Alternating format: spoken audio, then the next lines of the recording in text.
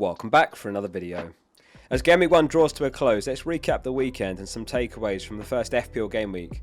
So first up, Tottenham, a continuation from what we saw in pre-season. Very leaky defensively, but looked dangerous in attack.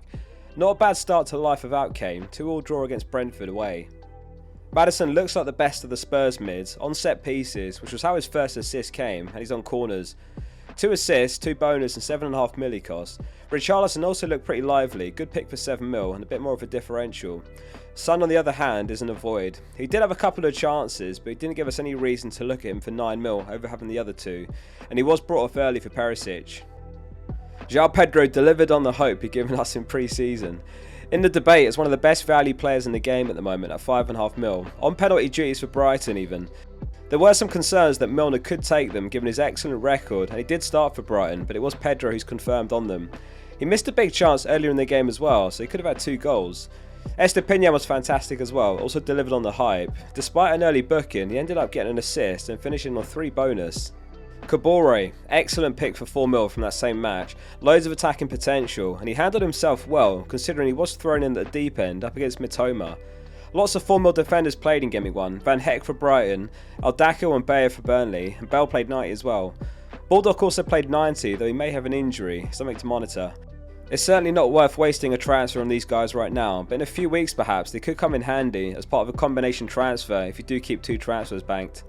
If you can, I would look to roll a transfer in Game Week 2. As far as the 4.5 mil forwards, Osula was the only one to get a start, one to keep an eye on as well. Mubama not used by Moyes at all in the West Ham game. Semenyo came off the bench for Bournemouth for a 15-minute cameo, and he got an assist. Archer didn't play at all. Another takeaway is Newcastle going to be lethal again this season, scoring the most goals in the weekend, putting 5 past Villa. Villa did do them some favours playing a really high line, but Barnes and Tonali had fantastic debuts, both finding the back of the net. We could see lots of subs this season by Newcastle given the depth on their bench. Isak versus Wilson is going to be a massive headache for Howe going forward. It was Isak that started, Wilson was on the bench, and it was Barnes in left wing. Isak did come off at 68 minutes for Wilson, but by that point he'd scored twice. Eze next then, very unlucky if you own him, created 7 chances and he racked up an XGI of 1.09. Other than that, the other 6.5 mil mids all delivered. Mitoma with an assist, and Mbumo scored from the penalty spot, March scored, Diaby scored, and Barnes scored twice. We're sport for choice right now with the 6.5 mil mids. You often get players that impress in pre-season and then disappoint in Game Week 1, but they're all off to a good start. Everton were solid defensively as expected, but they did concede the once to Fulham, and once they conceded the game did open up. Elsewhere among the 4.5 mil goalkeepers, Leno scored a 12-pointer, kept a clean sheet, 9 saves and 3 bonus that match. Top in the league last season among all keepers for expected goals prevented. Johnston the only other 4.5 mil goalkeeper to keep a clean sheet. Alvarez needs a mention as well. Started for Man City and he picked up an assist for Haaland's second, 6.5 mil. Unfortunately, De Bruyne was taken off injured in the first half, could be out for a while. This does however improve Alvarez's expected minutes moving forward. Depending on the duration of De Bruyne's injury, he could be the perfect replacement for João Pedro when Brighton's fixtures turn in a couple of weeks. Arsenal's unpredictable lineup surprised everyone. Gabriel started 73 consecutive games before Game Week 1 for Arsenal, and he played more pre-season minutes than any Arsenal player, but he was the make-way in favour of Nketiah against Forest. Arsenal didn't register a big chance. They did control large parts of the game though. These were Arteta's post-match remarks. You could interpret these as pretty encouraging for Gabriel's minutes looking forward. Forest play a really low block. They're one of few teams to do so the decision to bench Gabriel might have been a one-off to counter that. If you've got him, I'd keep hold. I'd expect him to start in Game Week 2 against Palace. Salah is inevitable. Just the assist this time round though, and a goal ruled offside. His 7th consecutive season without blanking in Game Week 1. Salah's always scored in Game Week 1 for Liverpool, so that streak did end, and he was subbed off at the 76th minute. Unreal consistency, and Game Week 2 is going to be a fixture to hide behind the sofa when they're up against Bournemouth at home. Iriola has worked wonders before, but it's a very tall ask to stop this Liverpool side from scoring. Well done to any of you that did go with Salah into Game Week 1. He was the template breaker, and he was always a great pick. Goes without saying, but if you did go into Game Week 1 without Salah, you've made your bed and have to lie in it. Don't chop your team up to bring him in now. Unless you're a De Bruyne owner and you've got the funds to make that switch, perhaps even worth it for a -4 given De Bruyne's injury and Salah's captaincy potential. Despite Haaland's brace, if I had Salah and Haaland, I would be captaining Salah in Game Week 2. We saw the stoppage time changes in full force, an absolute ton of additional stoppage across the board compared to last season already, some games with 10 plus minute stoppage. In fact, Brentford versus Tottenham had 11 minutes stoppage shown in the first half. It's a massive change and something to keep an eye on. The only clean sheets we've had so far are Man City, Crystal Palace and Fulham. However, we have had loads of goals scored, which is probably a consequence of the extra time. One game week is obviously a very small sample size, but perhaps this will be an ongoing trend and less reason to spend money on premium defenders and goalkeepers and load up in midfield and attack. And perhaps prioritise those players that get the full game often, like Watkins, Fernandes, Saka and Boomer, etc. One thing you might have missed as well is I launched my website, a really simple URL, it's just fpl.page.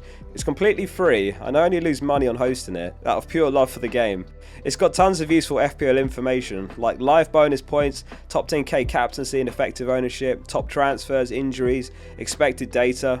You can even view the FPL teams of Premier League players. For example, Maddison interestingly had Richarlison in his team, Steele owned himself in his team but benched himself for Edison, and Ramsdale owned himself and started himself. There's loads of them playing this season, actually more than ever, so it's going to be a really fun widget to follow. Make sure you bookmark the website, fpl.page. There's loads planned for it as well, so look out for even more improvements over the season. This is how I'm looking for Game Week 2 then. Turner did alright against Arsenal, and he's going to come into the team for Game Week 2 as planned. Areola, by the way, the other 4 mil goalkeeper, did get the start for West Ham on the weekend. Sheffield United at home. Chilwell punished not starting him against Liverpool. He was very lively and he got the assist for Disassi's debut goal. He scored as well in the first half, which was chalked for offside, so he's in for the West Ham game next Sunday. Current plan is to roll the transfer. I ended up taking 1.5 mil into Game Week 1 after going for João Pedro after Jackson or Watkins. So far so good in that sense, with Jackson blanking and just an assist from Watkins. It almost feels wrong having so much in the bank, but there was nowhere to spend it on an upgrade. Looking further afield then, there's already several players that I've got an eye on. As a potential João Pedro replacement in a couple of weeks, I think either Jackson or Alvarez make the most sense. I watched Chelsea versus Liverpool and Jackson played really well I thought. He did get a silly yellow for dissent, but there's clear potential there. Their fixture run from Game Week 2 looks really good, too good not to jump on in attack, and he is the best attacker in their team. Sterling was disappointing overall, and Mudryk was benched, though I do expect he'll be a starter from Game Week 2. Chukwuemeka started against Liverpool and he's only 4.5 mil, he's an interesting one to monitor.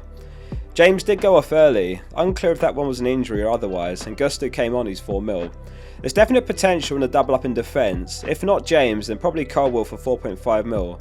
Or if James does get an injury, then Gusto's a no-brainer for 4 mil. This earlier in the season, we've got the least amount of knowledge, and it's all about soaking up as much as possible.